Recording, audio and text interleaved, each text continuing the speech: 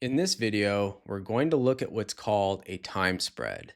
Time spreads are spreads that use two different expiry series in the same trade.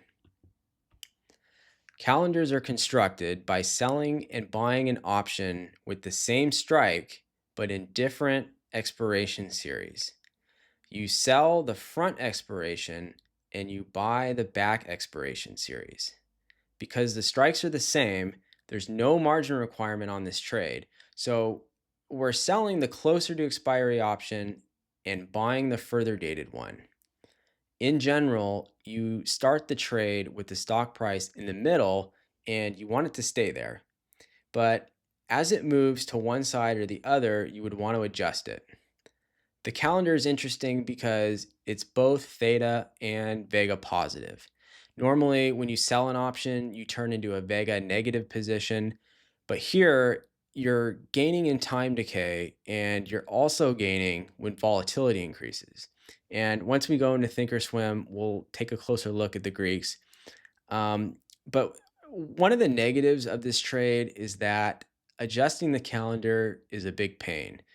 It's one of the harder trades to adjust because there's more moving parts and volatility is constantly affecting the risk profile.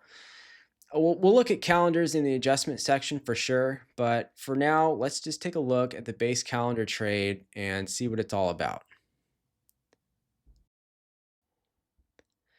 Okay, so now we're going to place a calendar trade on Netflix. So let's go up here to spread and select calendar. You can see that we now have two different expiration series that have popped up on the same line. So the first one, the closer one, we are selling an option, and the one further away, we are buying an option.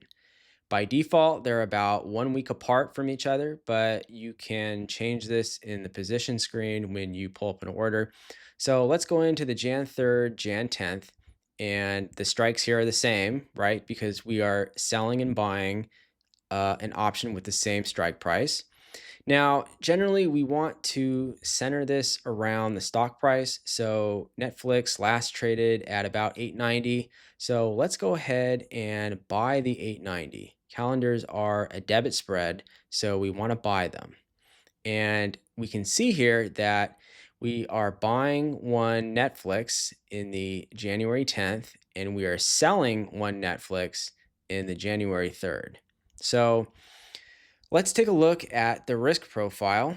Here we go. And you can see that our profit zone is right here in this range. We want the stock to kind of sit here in the middle and remain neutral.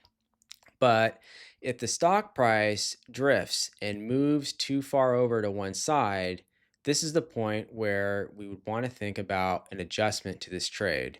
And we'll go over that in the adjustment section of this course. Now, note the expiration date of this blue line. You might be thinking, well, is it the short one? Is it the long one? Which one is it? You can see in the corner that the blue line is the expiration date of the short option. So, what this is saying is we want to make sure that we take this trade off at the date of the short call expiration. Because if you keep it on any longer, the short call is going to expire and then you're just going to be left with a long call.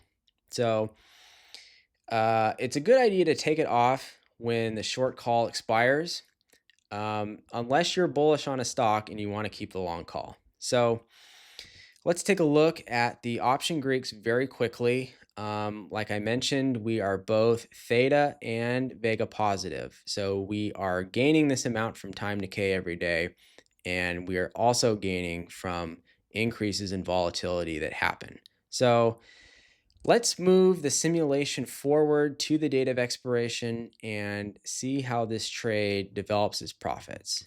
So we can see that the purple line is moving up into the blue line until they're the exact same line. So that's the behavior that you can expect from the calendar.